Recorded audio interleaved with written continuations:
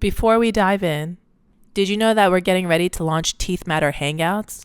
It's an exclusive online membership community that gives you access to monthly meetups, 24/7 online support, plus exclusive membership perks when it comes to career development and professional development courses. So, if you're interested, feel free to DM us on Instagram or email us at info@teethmatterpod, as in podcast.com. Hope you enjoyed the episode. Hello, everyone, and welcome to another episode of Teeth Matter. I'm your host, Ellie Halabian, DDS. And if you're listening to this podcast, then you know we talk about topics on self-development, career development, and today's conversation actually is going to be a deep dive into habits and what is a good habit, what is a bad habit, and how you can create that change. And all of this was inspired by this book here, Atomic Habits by James Clear. And I came across this book a while ago. I only just started reading it because I started watching a master class on a flight. And I was like, okay, I have to get started. This is very motivating. It's inspiring. And there's a reason why it's a New York Times bestseller and the reason why it's one of the staple books when it comes to self-development. And I recommend it to you. So let's talk about habits. It's called Atomic Habits because atomic comes from the word atom, which is an essential element in a greater thing, right? And a habit is something that's reproducible and repeatable and happens unconsciously. So if you do these small things, it can amount to greater good and make great change. So let's dive into first what is the definition of a habit. So I just said it's unconscious and repeatable, but it's a routine, it's a behavior that we just perform automatically without much conscious thought. And it serves as the building block of our day-to-day life. It shapes how we think, how we feel, how we act. For instance, it's like a new dentist or dental student who goes through patient charts before an appointment. It's a good habit because it prepares you for the patient. When they come in, you're going to perform the best quality of care and you're going to be the most efficient in the chair. Now, why do we have these habits? What's the purpose or point of having a habit? Well, it actually conserves a lot of mental energy. It automates a repetitive task. This way, if you, for example, you brush your teeth in the morning. If you had to actively think about brushing your teeth every morning and every step that followed after that, then you would be mentally drained. You wouldn't have the energy to think or problem solve on a more complex task. So a habit actually allows us to perform these tasks more efficiently, freeing up the mental space for something that's more challenging like diagnosing or treatment planning. And obviously, like I said, we can have good habits and we can have bad habits. Not all habits are actually equal. So a good habit contributes to our well-being, to our success, to our health. A bad habit can actually hinder us or impede us from any progress. So as dental professionals, good habits might include a strict hygiene protocol or continuously updating your knowledge of dentistry through continuing education, maybe even practicing effective communication with your colleagues or with patients. And on the other hand, a bad habit could be procrastinating or on patient charts or having a lot of negative self-talk. So let's first talk about what it takes to create a good habit. Now, in the book, he talks about 4 principles. And if you apply these 4 principles to a habit, then you will create a positive or good habit. And these 4 principles are: make it obvious, make it easy, make it attractive, and make it satisfying. So we're going to go through each one of these. The first one, make it obvious. To build a new habit, you have to have cues that will make that habit possible. For example, if you want to floss more regularly, what do? You put the floss right next to your toothbrush. This time, every time you brush your teeth, you see the floss, and it's a visual cue, a visual reminder to floss. That's going to trigger the behavior. Second one, make it attractive. You pair the new habit with something enjoyable. If you like to listen to music, well then when it comes to writing your patient notes, which is something that most people dread, including myself, I'm going to listen to music. What does that do? That allows me to, one, pass the time more quickly, and I'm actually enjoying something that I typically don't enjoy. And so it makes that behavior or that task a more appealing, and it increases my motivation to actually stick with it and complete the task. The third thing, make it easy. How do you make something easy? Well, you have to reduce the number of obstacles in your way. You have to reduce the amount of friction between you and the task. What you do is, if you want to start reading more dental journals, then you make them more accessible to you. So typically dental journals come in paper form, like a newspaper. Well, you can download an article onto your phone. Most of us carry our phone in our pocket. Now it's easy for you to read that dental journal. It's not a task for you to actually carry that piece of paper from your home to your bag, to your office, to a desk. That's making it easy. And the fourth thing, make it satisfying. How do you make it satisfying? You have to reinforce that habit with pleasure. So after completing a new habit, you have to reward yourself. It's positive reinforcement. This way, something small becomes something meaningful. Maybe after a week of like a new workout routine, you treat yourself to a nice meal, or you treat yourself to a relaxing evening with friends. That's making something satisfying. Now, obviously, we have good habits and bad habits, like we said before. But in order to create a good habit, you have to break the bad habit. And you're only going to break the bad habit when you're aware of the bad habit. So once you realize I'm procrastinating when it comes to working out, or oh, I don't like how I feel after I eat junk food, or oh, I'm scrolling my phone too much, I feel depressed, or I feel like I'm wasting time, that's when you can actually make that pivotal change and create a new or good habit.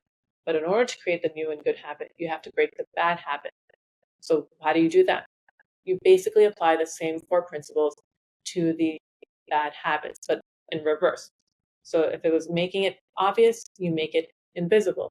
If it was making it attractive, you make it unattractive. If it was making it easy, you make it now difficult. If it was making it satisfying, you make it unsatisfying. When it comes to making it invisible, you have to remove the cues that would actually trigger that behavior.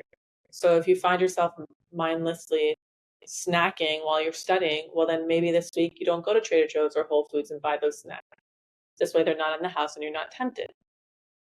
If it's to make it unattractive, you have to reframe your mindset on that bad habit and remember what that bad habit does to you.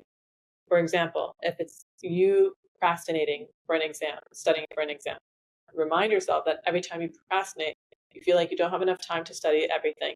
You end up pulling all-nighters, you sleep less, you're exhausted. These are all negative qualities associated with a bad habit. So remind yourself that a good habit would relieve you from all those bad things and make you actually feel less stressed and less anxious. So before we said you have to eliminate the obstacles. Now you have to add obstacles. So if you're scrolling on your phone before bed, maybe you put your phone in a different room. This way you're not attached to your phone and you don't waste your time scrolling. And finally, make it unsatisfying. So we need to make that bad behavior have an immediate consequence. For example, if you're not following your study schedule, then you can't go enjoy a meal with friends or you can't go out with your friends that weekend. You have to have some accountability. You can also add maybe a person or a friend, a partner who's going to hold you accountable. So if they're on your journey with you, they can hold you accountable for your behavior. If you take on a bad habit, then they won't allow you to go out, or they won't allow you to join in on drinks, or they won't allow you to watch that movie that night. So having someone there with you can be a really easy way to stay on task. Now, let me share some anecdotes to illustrate these principles in action. One of my colleagues, let's call him Dr. Smith, he wanted to be more involved in dental research. So what he did was he wanted to read more articles.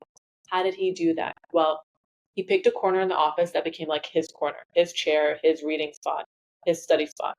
And that gave him privacy, which was really satisfying to him. after being in a busy clinic all day or being in a busy clinic midday. The next thing he did was he made it easy by downloading the article on his phone. Like we said earlier, typically an article is on a newspaper. You got to bring it from your house to your bag, to your office, to your desk.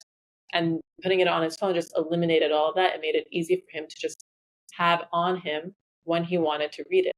So that was making it easy. The third thing was he made it attractive. Every time he was studying, or let's not call it studying, every time he was reading an article, he was enjoying a cup of coffee. We have a bunch of snacks. We've got a coffee machine. He paired his study time with a coffee break. So now that was his downtime. And the way he made it satisfying was every time he finished reading an article, he would come share with me something that he learned about the article. And that was like reinforcing what he just learned, which made it more satisfying for him and a lot more interesting for him. Another example is with myself. I used to work out early in the mornings before work. For whatever reason, I fell out of that habit. So a way to break that bad habit of not getting up in the morning, what I did was I took my workout clothes from my closet. They're usually in my closet. Took my workout clothes and my shoes, and I brought it and put it on a bench right next to my bed. This way, every morning when I woke up, I saw it, and I had to acknowledge it, and it eliminates any excuse. I remind myself of how unattractive it is when I feel sluggish, when I feel tired, when I feel moody, and then I remember how amazing it feels when I am working out in the morning, how I feel strong after, how I feel productive, how I feel energetic. So I'm associating not working out with negative energy. And then I told my friend about what I want to do and how I want to get out of this funk. And I made my friend my accountability partner. So we meet up every morning, 7 a.m. by the water. We go for a walk or a run, whatever we have the energy for that day. But by having someone show up for me makes me more likely to actually take on that task of working out because I don't want to disappoint my friend who's waiting for me at 7 a.m. in the morning. That's just not fair. And finally, I made it unattractive by telling myself that if I don't work out, then I'm not going to enjoy my dessert. And in the summertime, I love froyo. So if I don't work out, then I can't have my froyo, which is my like guilty pleasure. So in order to have my froyo, which is something that I love, I need to work out. So just by doing these small things, I'm encouraging myself to get out there in the morning, and I feel so much better for it. Ultimately, the whole point of this conversation is that habits are a powerful tool that can actually impact your personal well-being, your professional well-being, and by understanding the purpose of a habit and using these principles, these 4 principles from the book Atomic Habits, you can actually create positive routines that propel you forward and break the negative ones that are holding you back. It's interesting because these habits are systems. You're creating systems that allow you to get to where you want. It's not so much the goal that gets to where you want to be, it's the system that helps you get there.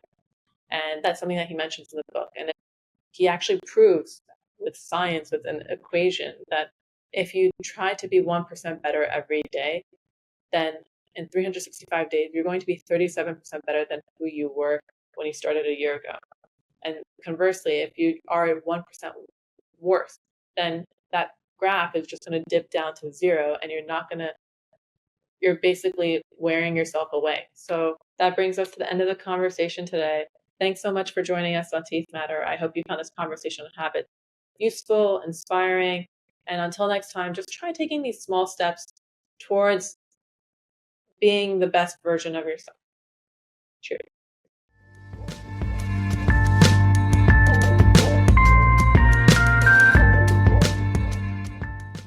If you enjoyed this episode, be sure to follow our podcast, write a review, leave a comment.